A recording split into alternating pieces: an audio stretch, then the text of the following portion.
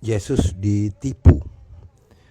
Ini topik melihat dari keadaan hari ini. Bagaimana Yesus ditipu, itu istilah ya dalam keadaan sekarang. Kita lihat aja dulu dah tahun 2001. Ini sosoknya ya.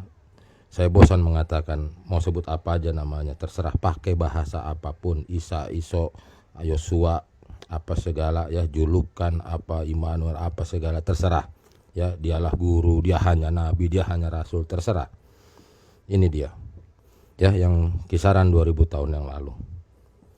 Nah, dalam perjalanannya ini para pengikutnya, para orang yang percayanya didokumentasikan, dibukukanlah. Pada masa itu ada masanya dibuatlah buku itu yang dinamakan menjadi kitab suci. Itu ada eranya ya. Sudah di dalam perjalanan dari sosok kehadirannya di bumi menjadi ini pun banyak permasalahan di antaranya ini. Ya. Karena proses ini banyak tafsir, banyak pihak, banyak segala hal, orang yang tidak ada kepentingannya, yang ada kepentingannya, dan lain sebagainya. Segala keinginan jutaan manusia, miliaran manusia menggunakannya. Di sini konteksnya mesti sudah bisa membedakan siapa pengguna Yesus dan siapa penganut Yesus. Ya, nanti itu ya tahu saya. Ya, ini sosok apa segala, ada inilah konsep bapak anak apa segala, sok teong loh. Ini dulu ya. Pada masa itu era pada mulai bagus lah begitu pembukuannya ini ya. Ya tentu proses kanonisasi tahu, ya. Ini pernah ada, bukan niat lagi sebetulnya, kekhawatiran atas kitab ini, kitab suci ini. Oleh karena itu banyak para tokohnya, para agamawannya, bahkan masih abad belasan begitu, pernah menerbitkan buku ya, suatu buku untuk melarang membaca buku. Dilarang membaca buku. Ini maksudnya buku ini gitu, kitab.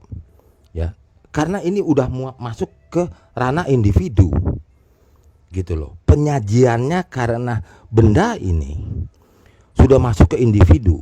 Jadi sangat kuat di situ kekhawatirannya. Oleh karena itu ada nasihat, ada saran untuk melarang membaca buku tersebut lah begitu. Ya.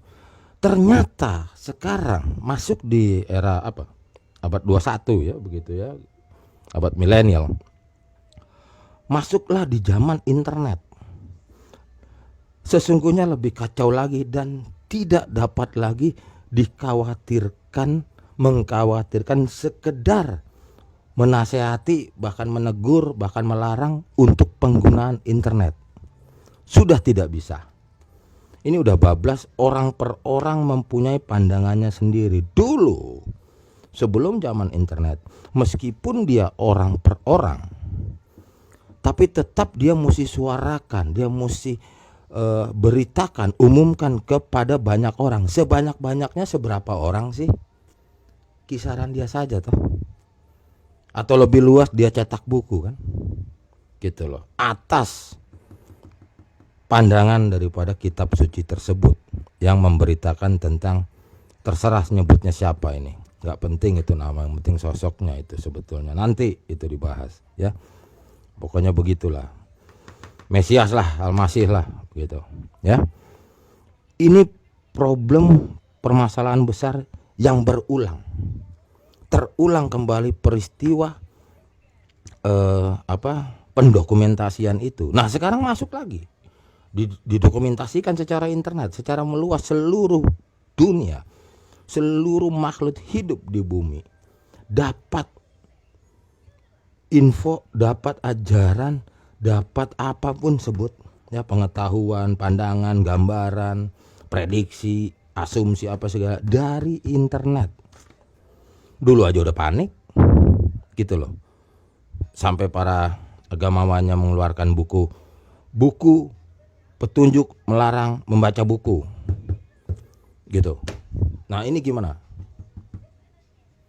Saya melihatkan sempat di video lainnya saya katakan bahwa ini antara 5 sampai 8 tahun lagi memang agak jungkir balik, akan carut marut semua keadaan karena sesuatu keimanan ya akan porak-poranda dengan internet bila mana tidak mengerti mengantisipasinya.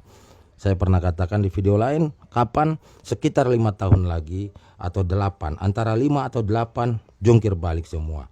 Khususnya manusia di kota besar, setiap manusianya memiliki gadget ya, Android begitu, dengan harga murah, dengan harga grassroots begitulah. Ya, dan juga ditunjang lagi oleh bukan hampir lagi di seluruh negara sudah mau masuk di era apa istilahnya itu 5G ya, apa itu yang internet cepat, seluruh pelosok bisa sampai ke ruang bawah tanah ya, basement gitu, bisa tembus gedung tinggi juga sudah bisa terima sinyal begitu ya, akan amburadul seperti dulu pernah masanya begitu. Cuman ini terus ditahan oleh komunitas besarnya, komunitas yang 3 suku kata itu ya, atau di sini diistilahkan gereja ya. Ini dia yang penting kuncinya. Nah, apakah lembaga ini mampu untuk membendung, untuk mengkontrol, untuk mengendalikan dunia internet? Kalau masih begini-gini aja, saya berani jawab, tidak akan bisa. Siapapun itu lembaga, kalau tidak mengerti selahnya, strateginya, tidak akan bisa. Jadi ya wassalam lah ya tentang sosok ini ya, fenomenal kata orang sepanjang segala abad ya. Inilah sosok sebut lagi nama, saya suka bosan juga nyebutin, nanti ada aja soalnya yang nyela. Itu kan yang di video itu kan maksudnya kan Isa, bukan Yesus, bukan ini, bukan cemen ya, terlampau cetek, terlampau recehan bahas yang kayak begitu. Inilah sosok yang memiliki sangat-sangat lengkap perjalanan hidupnya dan perjalanan karyanya di bumi ini. Secara real, secara realita, secara tercatat lengkap dari berbagai sudut. Dia tidak bicara agama. Maka pencatat dirinya adalah bukan dari pihak agama. Dari pihak apapun dan siapapun. Oleh karena itu, bikin puyeng orang sepanjang masa itu ya.